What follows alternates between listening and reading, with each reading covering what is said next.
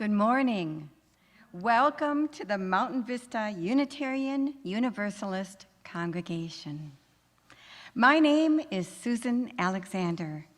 I am your pastoral associate for today. Joining me is our music director, Chris Taggett. Our technical crew today is Lee and Todd McMealy and Vince Sensky. Thank you to them and to all of you who have made today's service possible in this beautiful church. We welcome you to this service, not just part of who you are, but all of what makes you, you. While we are here, we can drop our defenses and trust that what happens in worship today is powerful and life-giving. Together, we affirm that this day and our being together can make each of us braver, more compassionate, and wiser than when we woke up. Today, our guest speaker is Kassandra Klein. Kassandra Klein has a background in music, computers, and audio-visual systems. Kassandra currently owns her own video production business where she makes videos of plays, concerts, dance recitals, conventions, and training events. She has taught media production and theater at the high school and college level. She loves the arts and is in the process of writing several musicals that she hopes one day will be produced. Kassandra began attending the Unitarian Universalist Church of Tucson, UUCT, in the spring of 2018, coinciding with her divorce. She was anxious to find a support group and found UUCT to be a very accepting place. She has made friends quickly and soon joined the choir there. Later that year, she heard that Mountain Vista UU was meeting in the afternoons, and around August began attending services at both locations when possible, although admittedly, she would most likely come to MVUU for the additional social hour and snacks. Post-lockdown, Kassandra has helped to set up live streaming and train volunteers at UUCT, Sky Islands UU, and our congregation, enjoying the association with new friends at every stop and the respect and admiration she has felt from each of them. Although Kassandra enjoys lots of quiet time alone, she really loves speaking, teaching, and performing and comes alive in front of a crowd. She definitely considers herself to be both-brained.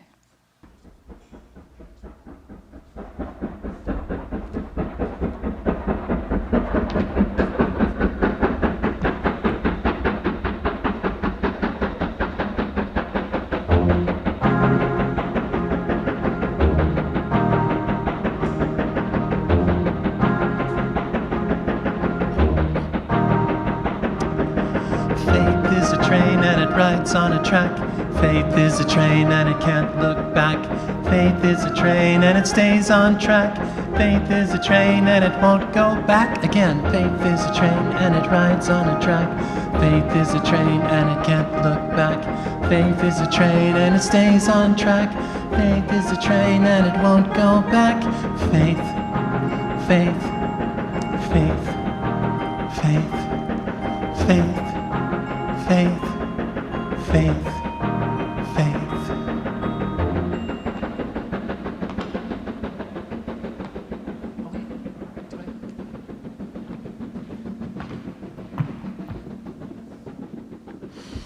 Thank you for having me today.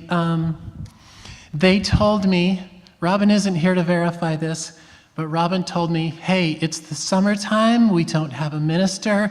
When the cat's away, the mice will play, and you just do whatever the heck you want.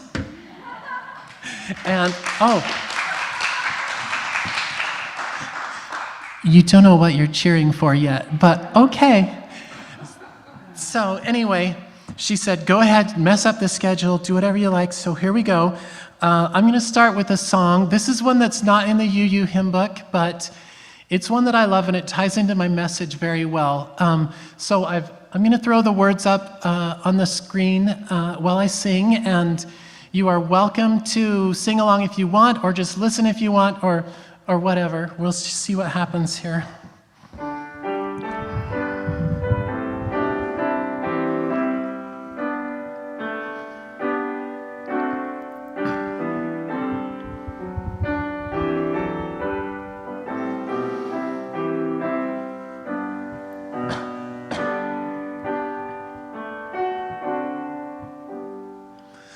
Lead, kindly light, amid the encircling gloom.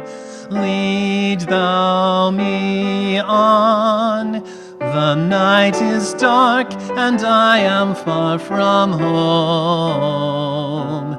Lead thou me on. Keep thou my feet.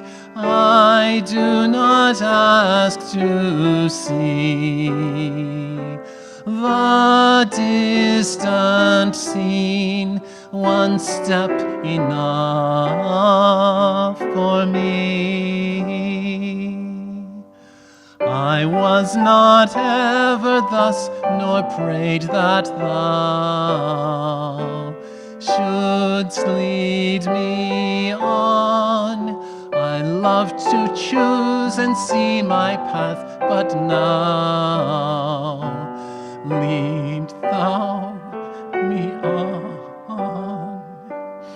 I loved the garish day and spite of fears.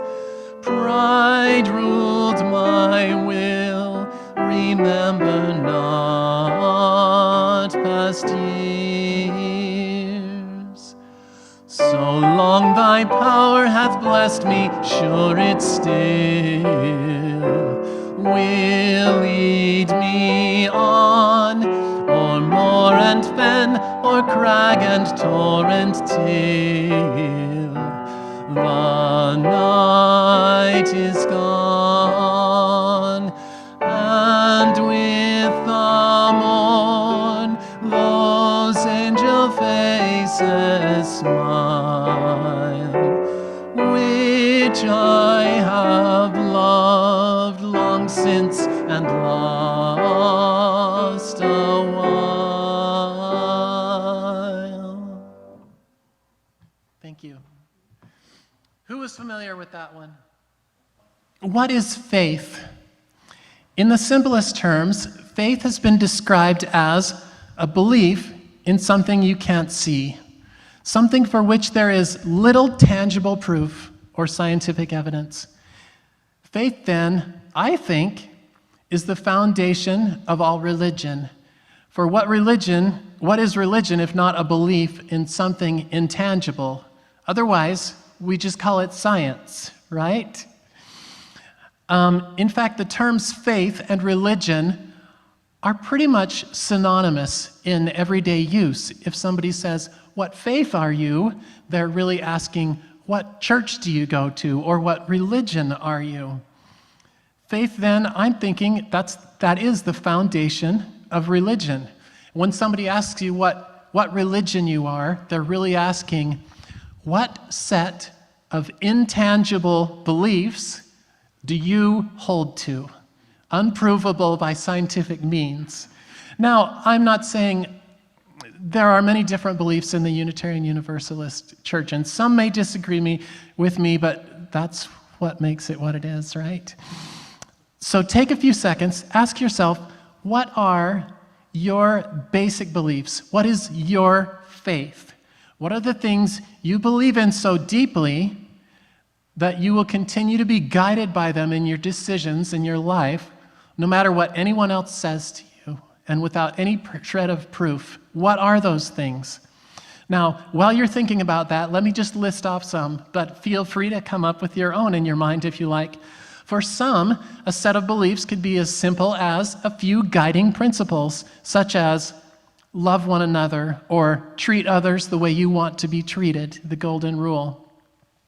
Beliefs may also include the importance of family, the value of being honest in your dealings.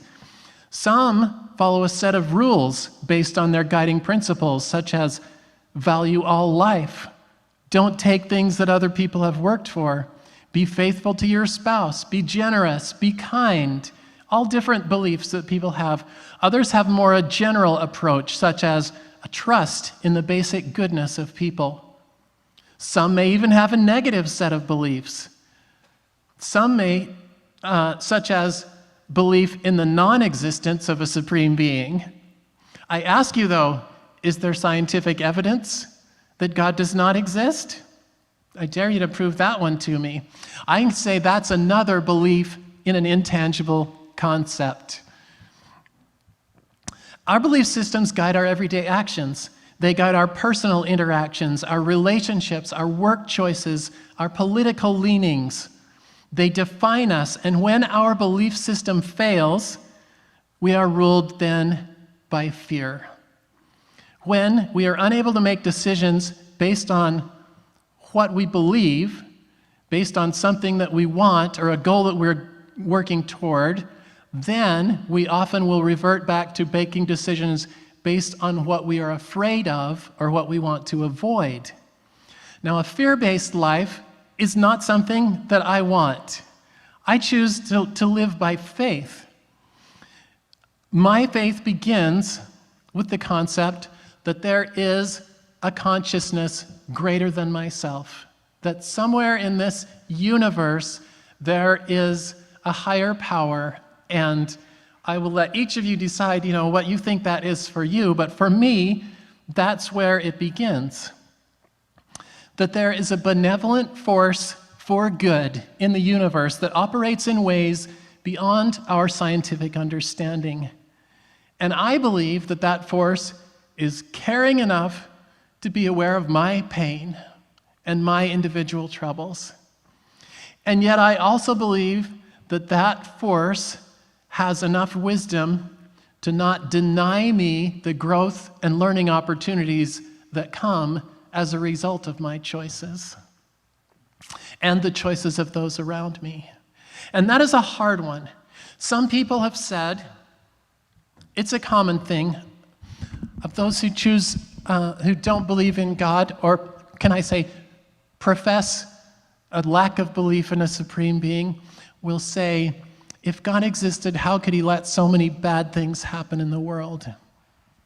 Well, if God was a helicopter parent, we would all know that, wouldn't we? Because he'd be there fixing us every time we made a mistake, stopping us from hurting one another, and making everything go the way he or she wanted. But that's not the kind of world we live in, is it? We live in a kind of world where people are free to hurt one another. People are free to make decisions that hurt themselves, that hurt the environment, that hurt other living things. Still, though, I believe that's the wisdom of a supreme being, to allow us that kind of freedom so that we can grow and learn.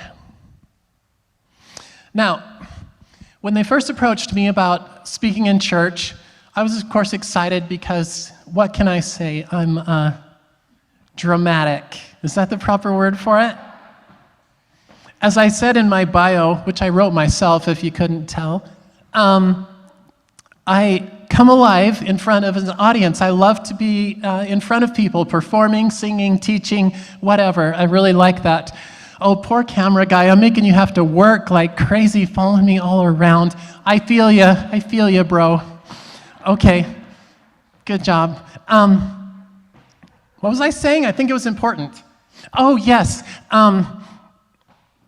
They asked me to come speak, Robin did, and I was very excited about it, and I almost immediately knew what I wanted to talk about: faith and gratitude. And I don't know exactly why. That's just a thought that came to me, and I trusted it. And I was going on a walk near my house out by Vale. I was on a hill above my house and looking out across the valley just at sunset, and I saw this long train snaking its way across the valley. And I thought, faith is a train. And then my brain said, no, it's not.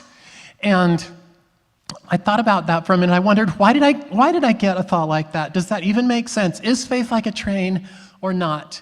And then I started going through it because I always, I guess, thought of faith as something a little more passive or wishy-washy, certainly not something as powerful as a locomotive chugging along. But I started putting it together and I thought, how does it work for me? Well, I know how it works for me. My faith, I want to make sure I get this right. Oh, as I started back from that hike, the little chant that we did for the chalice thing immediately was in my mind. Faith is a train and it goes on a track. Faith is a train and it won't go back. And I kept hearing that, check it, check it, check it, check it, check it, faster and faster to symbolize the gaining of momentum that comes from these two things, for me, faith and gratitude. It starts out, as I said, with my belief that there is a benevolent force for good in the universe, and that force is aware of me and wants each of us, not just me, wants all of us to reach our potential and to improve and grow. And that brings me comfort. That is something to be grateful for. I'm grateful that I don't feel alone in the universe. I'm grateful that I believe that there is something out there that wants me to be happy and succeed. And that starts a circle in my life because I start noticing all the little things. The time when my car tire goes flat, just at a time when I have the extra time to fix it. Or when things go wrong and a way is there for me to overcome that problem or to learn and grow from it. So many little things in life that would be easy to get upset about or to get feeling negative about. And that for me is a challenge. It's something I have to be careful of, not to start complaining inside myself about why did this have to happen, because that is like throwing water in the firebox of my train engine. It causes me to lose my motivation, to lose my decision-making power and my ability to move forward if I'm too obsessed about something bad that happened or something that hurt me or something that cost me money or that I'm frustrated about. And we all have those things all the time, but I enjoy my life so much more when I'm able to have gratitude and to look for the good and to find, what can I learn from this? How can I grow from this? What can I get out of this?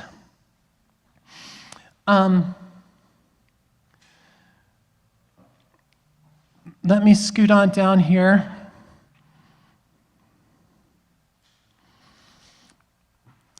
I think there's plenty of time, and I feel like I would like to do this.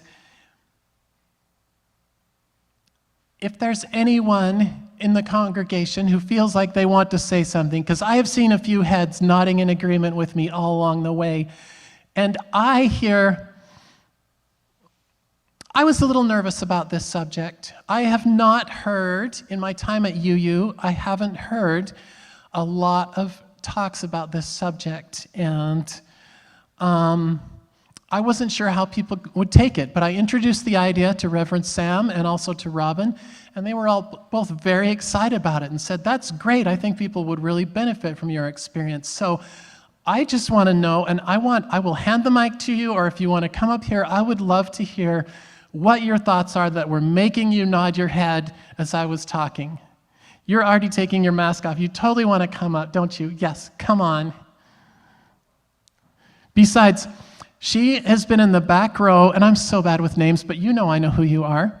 She's been in the back row feeding me this positive energy my whole time that I've been talking. I see her back there smiling with those gorgeous blue eyes and saying, yes, yes, yes, I like what you're saying, so I want to hear whatever you feel like. It isn't a topic that we normally talk about. It is so very private. And yet, as Kassandra, who I know, but is speaking, I'm thinking, this is hitting places inside of me that I'm going, oh yeah, same page, same experience. I had the realization very recently that I'm motivated by what I picture in the future and want to go forward to get it. Things like respect between other people, peaceful decision-making, care of the planet. And that when I'm reminding myself with gratitude of the beauty of people and beauty of the planet, step by step I'm moving in that direction. It does feel like a narrow path. But the reminder is the gratitude practice of being so grateful for the things I love, the people in my life. It is my faith. Thank you. Thank you. That is great. And I like what you said about the narrow path. There are so many different choices we get to make in life. We have so much freedom to direct our own lives. But I find that when we don't know what to do, when the dark times come, we can usually just see a tiny circle of light ahead of us and have enough faith to just say, okay, I don't know the end of the road, but I feel like this is the right thing I should do right now, based on my beliefs, my value systems being true. And sometimes I find myself in a struggle. There's what I want, and there's what my values tell me. And they're not always the same, are they? Sometimes it takes a little self-discipline to say, how can I act according to my real values, what I want long-term, instead of what I want right now? Or how can I act based on what is the right thing instead of based on the outcome that I want? Because we don't always get to choose outcomes, do we? Hardly ever. We usually can just choose what we do right now and hope for the outcome that we want. Does somebody else want to say something? Hi, I'm Holly. I'm fairly new here, even though I've been a UU since 2008, back in Connecticut. And I think as far as faith goes, sometimes it's actually harder to just let your family know that you don't have the same faith as they do.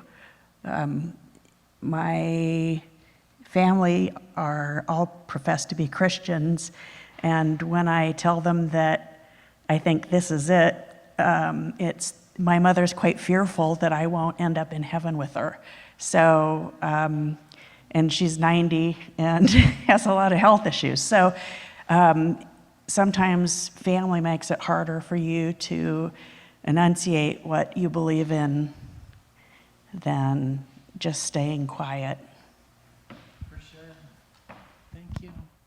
Somebody else had their hand up over here. Making the long walk.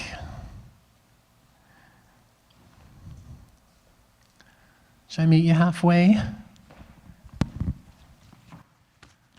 I'm Bob. I consider myself a Christian, but there was a survey of this congregation a few years ago, and the majority were either agnostic or atheist or humanist, which means they don't think they believe in a higher power. But I applaud you for what you're saying, and I agree with what you're trying to say. Thank you. Thank you. Okay, we got the fire going now. That train is in motion. Hi there, I'm Christiana. I love that we are non-creedal faith. And I look at this crowd, I love what you believe because that voice doesn't get heard much. And at the same time, I love that whatever we believe is good here. I do think all of us believe in some kind of higher power, not God, but maybe this community. When I need something to fall back on because I'm going through hard times, you are all there. Personally, my faith is in a universal, creative, loving power that's all around and I can tap into when I need to. It doesn't keep things from hitting the fan. They still do. But then I can tune in and find that within me and all around me. But each one of us are not only allowed but encouraged to have and share their own view of life, divinity, and meaning. And thank you so much for sharing this delightful talk. Wonderful, thank you. Anybody else? Oh, all right, you're gonna meet me halfway from way in the back? You've gotta come up where people can see you. Where the camera loves you. I'm Lori. Hi there. I'm Lori Rayfeld. I'm relatively new to this, to the UU Church here, having just moved here about 2 years ago. What I wanted to share with you is that my sister and I created a podcast on YouTube called God, Aliens, and a Cup of Coffee. And my sister's a Christian for many really wonderful reasons, and I respect that. And I'm more in line with what you all have been saying about, you know, the powers to be that are out there. If it's love-based, kindness is the sword. And it's just been a really very, very interesting journey through my life, because I've had experiences. The alien part came from seeing a UFO while I was on active duty in the Air Force, which is a long story, not going to go there. But I just needed to share that it's what you're talking about. In fact, we did one channel episode about gratitude, because gratitude, part of that train, and which encourages love and kindness, and more importantly, generosity to those that don't have. And I think what we were meant to be here is to serve one another, especially those that cannot speak. Thank you so much. Thank you. Did you say the sword of, what did you say the sword of? Did I hear that right? Sword of kindness. Isn't that an interesting phrase? I like it. Anyone else? Hannah, do you really have nothing to say? You're so thoughtful. You always have something interesting on your mind. Oh. Well, it has to be on topic, right? Okay. I will take a guess from context. I just want to say that I love the fact that Cass and I have fairly different worldviews in a lot of ways, and I think we've had some enjoyable discussions about that. And I really appreciate the fact that when it comes to the concept of faith, to me, I don't really link it necessarily with believing. I mean, there's a lot of people who overlap those a lot. And for me, the idea is more like choosing an outcome, which is sort of what I'm getting from what I'm hearing here. Like so if I were to describe myself as having faith, what I'm trying to say is that, yeah, I believe in doing the work, and that an outcome is possible. It doesn't mean I believe it will happen, but I know that one thing is certain is that things don't happen if you don't try to make them happen. And so, yeah, that would be, I guess, a touchstone of faith for me. Awesome. Here, give me a hug. No, come back. Give me a hug. Sorry. Hannah's got this secret little project. She started over a year ago recording I hope I'm not embarrassing you, recording a collection of folk songs for her little nephew or niece that just got born. And I've been helping her work through those so that we can one day produce this little album of her singing. Anyway, that's a fun little project. I love what you said about the work, and that's something I meant to mention, so I'm glad that you brought it up since I didn't. The wishy-washy concept of faith is sitting back and hoping, right? Throwing a coin in the wishing well. The power concept of faith, the faith train, is doing the work, taking your beliefs and putting them into action. And that's what makes the difference. So thank you so much for bringing that up. Okay, we have somebody here and then you there too, right? Hi, I'm Ray Deeney. I think I'm in that grab bag that Bob Grigsby mentioned, the atheist, agnostic, humanist group. I identify, I think, as a humanist. And nevertheless, I have realized over the years that I do have a form of faith. So I think of our principles and our sources, as you use, as a form of faith. So let's just take one example, the inherent worth and dignity of each individual. You know, it sounds pretty simple and straightforward and motherhood and apple pie, but actually there's something a little radical in it. You know, you don't have inherent worth because of what you believe or some other characteristic that you have to conform to. And so I act as if every individual has inherent worth and dignity. Just like I think Kassandra told us that she acts as if there is a higher consciousness, and that higher consciousness cares, you know, about her.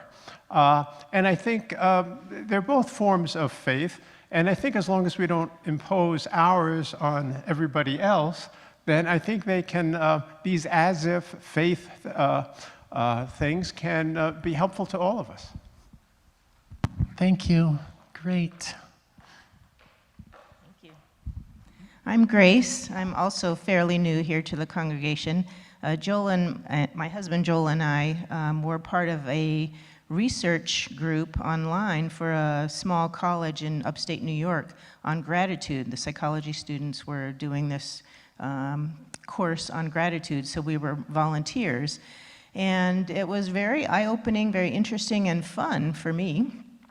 We had to keep track of things that we were grateful for. We had activities that we had to do each week, keep a gratitude journal, find a gratitude partner, do another kind of gratitude project. And it made me realize that I'm usually a grateful person, but having it be in the forefront of my brain made it a lot more accessible and a lot more automatic. And I love your description of faith being an active thing, a powerful thing, not the wishy-washy passive thing. So many people are quick to say, oh, my thoughts and prayers are with you. Well, you know, what good does that do? But I've heard it said, I've read it somewhere, and it might have been in our MVUU newsletter, that prayer is actually an intentional, volitional statement that you want to make a change. So I've heard a lot of conservative Christians say, well, you know, we pray and God will provide. Well, if you don't do anything to help God provide, that's not going to happen. You know, it has to be an active thing. So the prayer is your intention to make a change. So if I'm praying for somebody who lost a loved one, you know, I can say, dear God, you know, please, you know, shine your grace upon this family and help them get through this. Or I can bring them a meal, I can give them a hug, I can volunteer to do their laundry. That active form of prayer, I think, is so much more effective. So thank you for what you're talking about. I love thinking about the benevolent power because a lot of people believe in a malevolent power. It's called Murphy's Law. If something bad is going to happen, it will. Oh, you know, I'm screwed today because, you know, because the malevolent power, you know, Murphy, made me do it, where we can change our way of thinking and just turn it around and say, there's a benevolent power, you know, the world is out to help me get better. So I'm going to start thinking that way. Thank you so much. You heard it here first, folks. Before the world came into being, there were two great forces in the universe, the Supreme Being and Murphy.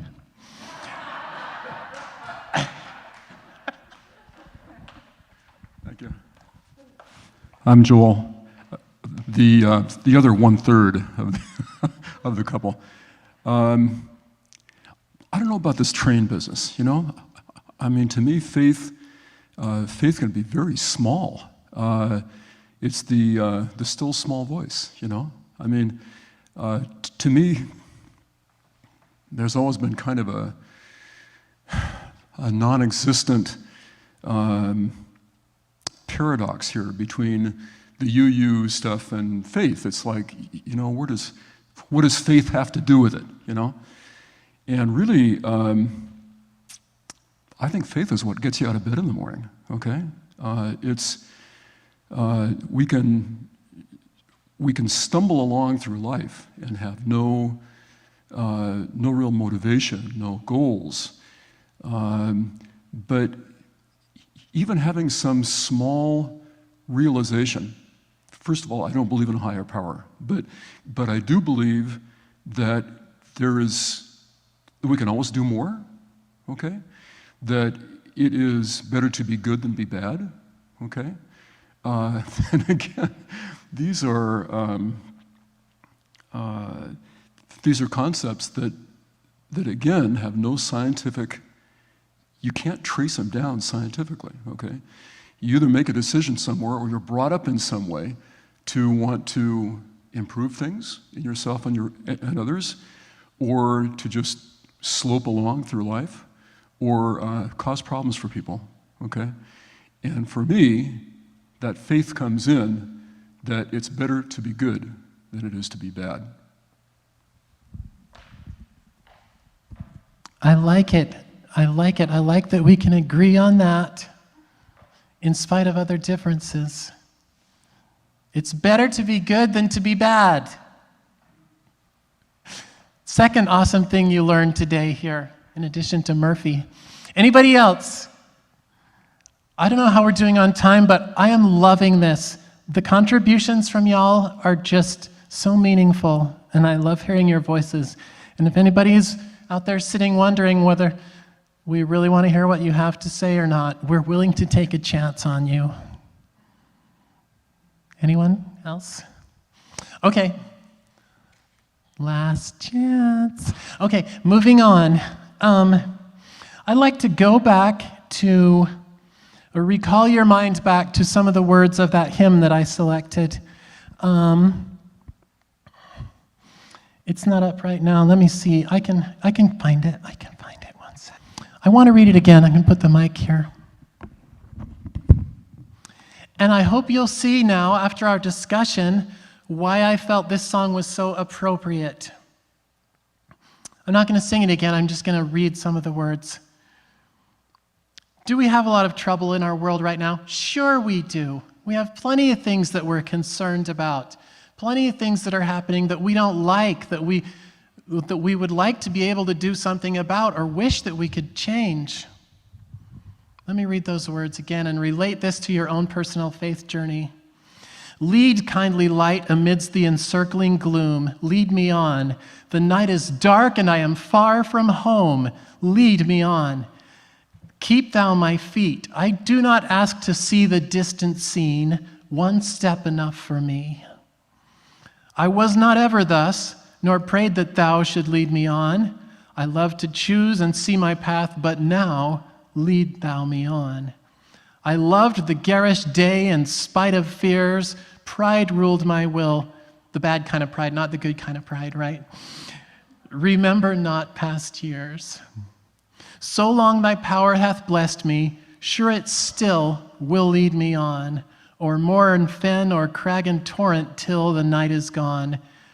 And with the morn, those angel faces smile, which I have loved long since and lost a while. Now those last two lines take it off in a little bit different direction. We don't have to talk about. To me, that's saying, when our life trial is over, we will again see our loved ones. I believe that's what it's referring to. I know that not everyone here believes that, but I think that there are quite a few who either believe or have faith or hope that we will once again get to see our departed loved ones and be with them after this.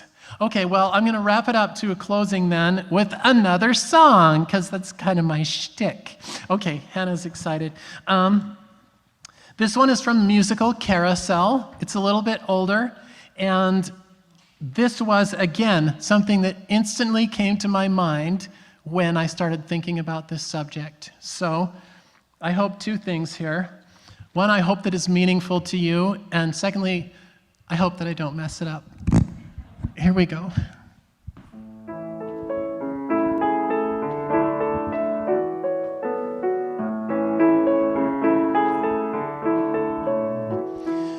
When you walk through a storm, hold your head up high and don't be afraid of the dark.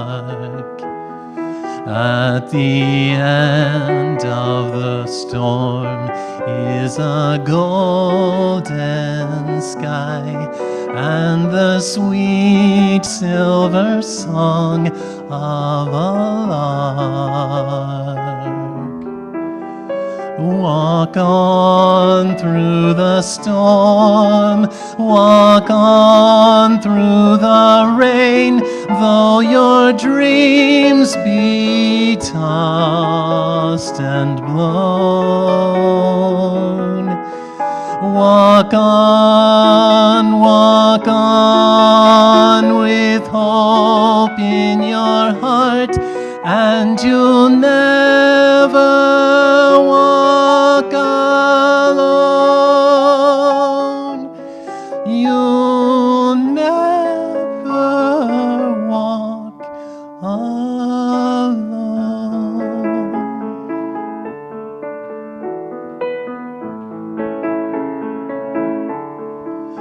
When you walk through a storm, hold your head up high and don't be afraid of the dark. At the end of the storm is a golden sky and the sweet silver song of a lark. Walk on through the rain, walk on through the wind, though your dreams be tossed and blown. Walk on with hope in your heart, and you'll never walk alone. You'll never walk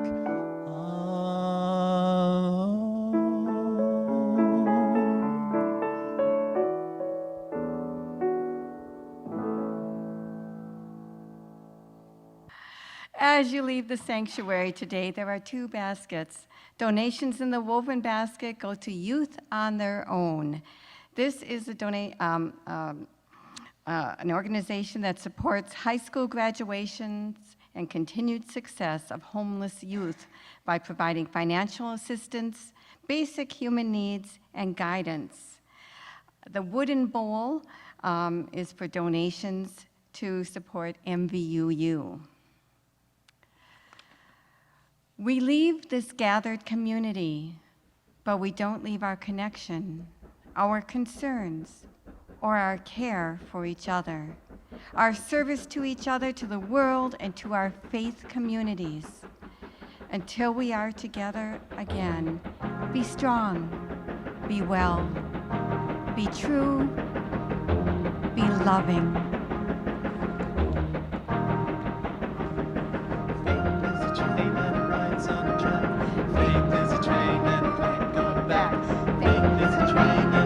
On track. Faith is a train and it won't go back. Faith is a train and it rides on a track. Faith is a train and it can't look back. Faith is a train and it stays on track. Faith is a train and it won't go back. Faith, faith, faith, faith, faith.